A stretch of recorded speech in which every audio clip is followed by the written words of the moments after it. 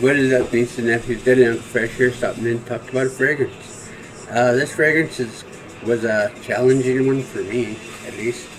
I wasn't too keen on vetiver at the time, but for 30 bucks I figured why not. Plus, I got this after a mishap during one of my orders from fragrancebuy.ca. I had ordered Spice Bomb Extreme, and it has one of those little collar blockers so the atomizer can't be depressed. During shipping that had come off and the atomizer had become depressed, so I lost probably about a third of that bottle. Luckily it was none got onto the label or anything, so the label was still intact, but I did take pictures of it, sent it to the people at fragrancebuy.ca, and within 24 hours I got a response and a free credit of $30. So I looked online and I was considering picking this one up anyways. This one I was talking about was Encre Noir a l'Extreme from Lalique. This is an eau de toilette version. It's not a bad fragrance at all. If you like vetiver, which it kind of took my nose a minute to get used to the woodiness and the earthiness of vetiver in some parts. But now vetiver, I figured out why people like it. It's a really good start for a fragrance. The report you're going to get out of this is woodsy, a little bit smoky, touch of spiciness, and a touch of earthiness. Mostly the woody aspect of it comes across. See if we can pull up some note spray. I'm using parfumo.com as my note breakdown. So, top notes on this one are cypress, eleme resin, and bergamot. You get the cypress, the woodiness from the resin. I don't pick up any of the bergamot, but that could just be my nose. Mid notes are Haitian vetiver, Java vetiver, frankincense, and iris. So there's your woody smokiness with the vetivers, both sets of vetiver, and the frankincense. And then the base notes are benzoin, patchouli, and sandalwood. My guess would be the benzoin and the patchouli and the iris are going to be responsible for a little bit of that earthiness you get out of here, and sandalwood for more woodsy.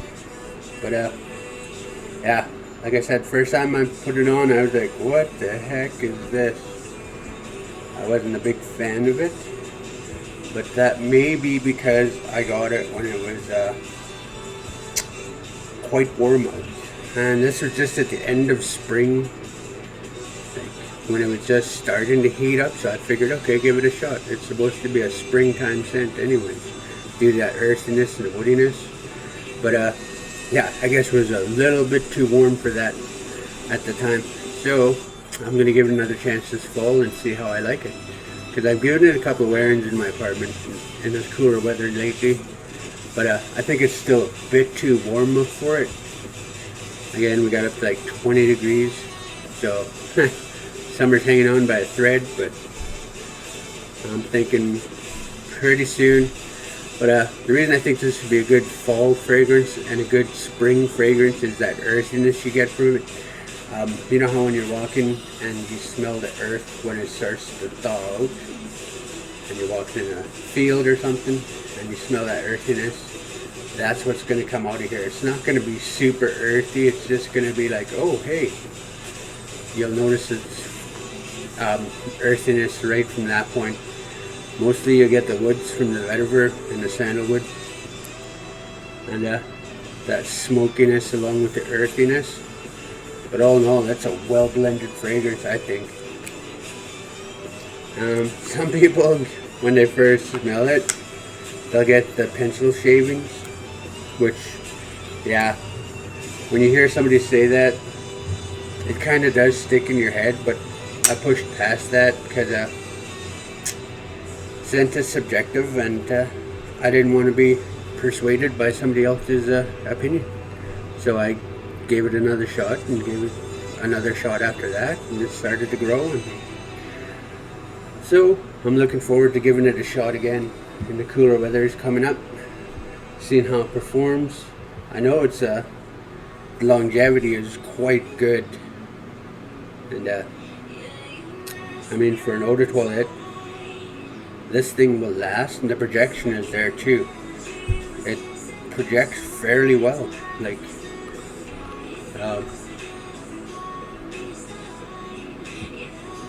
it's an acquired dark fragrance, meaning you'll have to like the notes in order to appreciate it. Otherwise, it's just gonna smell off-putting to you and not worth the hassle of getting it. So this one I wouldn't recommend blind buying. If you can get a hold of it in a store, do a couple of sprays, yeah, or if you know somebody that can decant some for you, that would be one way to go, because this is not something that's going to be for everyone. It's more of a personal fragrance. Like, I like it, so I'm going to wear it. That's the way I view this one. If you think you're going to get tons of compliments off of it, I wouldn't count on it. It's something I'm going to wear for me, and that's the way I justify me wearing it, because I'm probably going to get some people that don't like the vetiver, the smoky, the earthiness of it. It's gonna offend some noses, but for a fragrance that it is, it's a dark, woody fragrance, hence the juice. So I'm gonna give it a shot in this cooler weather we got coming up and see how that performs. So I just thought I'd come on, share that with you, give you another option on something daring, different. So stay deadly fresh, people.